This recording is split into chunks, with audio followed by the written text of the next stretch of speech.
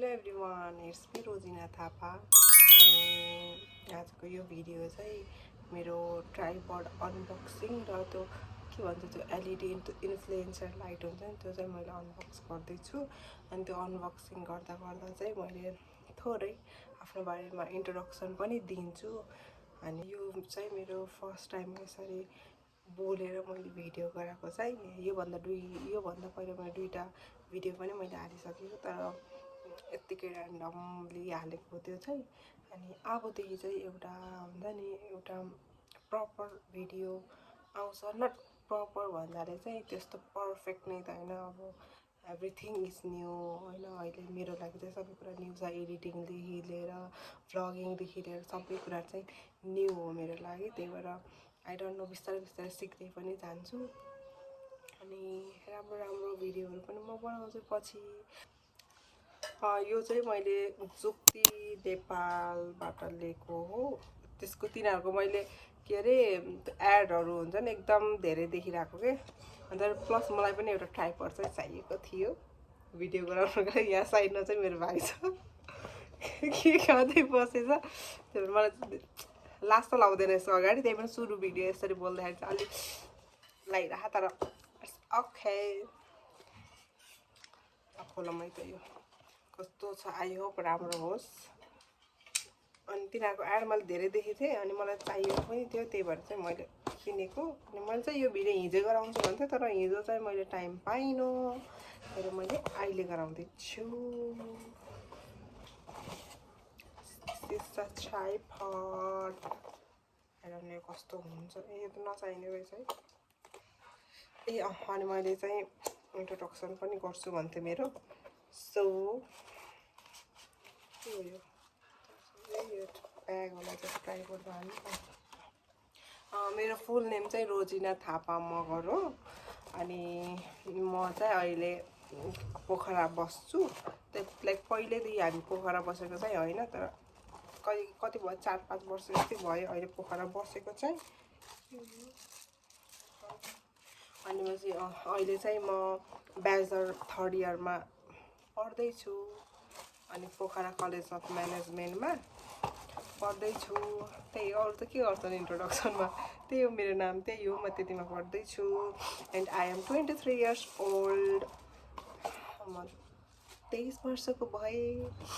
अनि वाउ यस्तो हुने रहेछ। अब this is my first time यसरी भ्लगिङ गर्ने क्यामेरा ट्राइपड समातेको। कसरी के गर्छ भन्ने मलाई केही पनि थाहा छैन। कसरी मैले चलाउँछु के गर्छु केही पनि थाहा छैन। अब मैले अहिले यो भिडियो चाहिँ यहाँ पुरा टेबलमा फोन राखेर कपको पछाडि फ्ल्यास यसरी गरिछु, जुगाड गरिछु, तर यस्तरी फर्स्ट टाइम यसरी समात्दैछु। अनि यो चाहिँ जुक्ति नेपाल हो। आई होप दिस इज एकदम राम्रो हुन्छ होला। कसरी यो के हो मलाई केही नै थाहा छैन। आई डोन्ट नो, साँच्चै मलाई केही पनि थाहा छैन। कसरी युज गर्छु पनि थाहा छैन, मलाई कसरी युज गर्छु पनि थाहा छैन। खै कसरी यसरी गरे जस्तो लाग्थ्यो। आई होप बिस्तारै बिस्तारै सिक्छु होला। यस्तरी रहेछ, यस्तरी होला यो चाहिँ गर्ने, बिस्तारै गर्छु। अनि यससँग चाहिँ एउटा यो मेबी यो मोबाइल स्ट्यान्ड, यो के हो मोबाइल स्ट्यान्ड नै होला, त्यो मोबाइल चाहिँ समात्नेवाला होला। त्यही हो, यो चाहिँ त्यस्तै हो, फ्रम जुक्ति यो हो। अनि यो चाहिँ के हो खै के हो यो चाहिँ म थाहा भएन। यो त के हो जस्तो क्यामेरा स्ट्यान्ड होला सायद। यो चाहिँ मसँग क्यामेरा छैन, त्यही भएर मलाई यो चाहिँ मैले युज गर्छु धेरै। तर यहाँ चाहिँ इन्स्ट्रक्सनहरू चाहिँ रहेछ। आई विल सी दिस, हेरेर गर्छु मैले अब के कसरी कता के भनेर। अहिले चाहिँ मैले सबै गर्दिनँ। के हो यो चाहिँ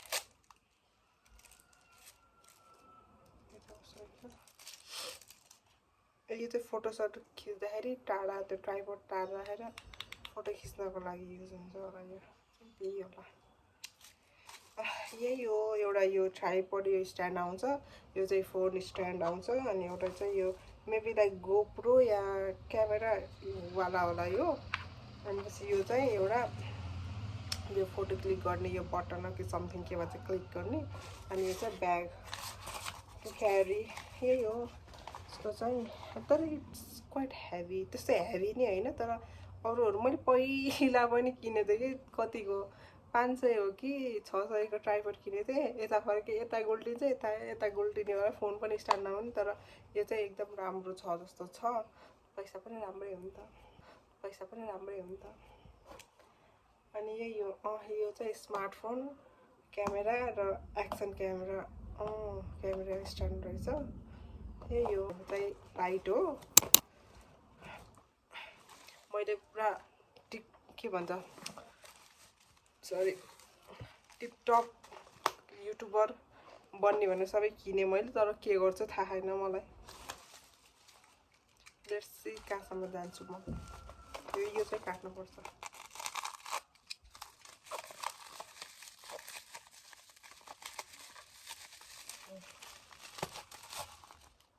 एलइडी भिडियो लाइट रहेछ यो चाहिँ। म यहाँ के नदेखेको रहेछ हाउस गरेर यसमा पनि के आउने रहेछ, के हो यो चाहिँ यसै क्लिप हो, यो मोबाइल समात्ने क्लिप हो। यो चाहिँ मेरो एडजस्ट गर्नेकै होला। अनि यो चाहिँ चार्जिङ केबल होला।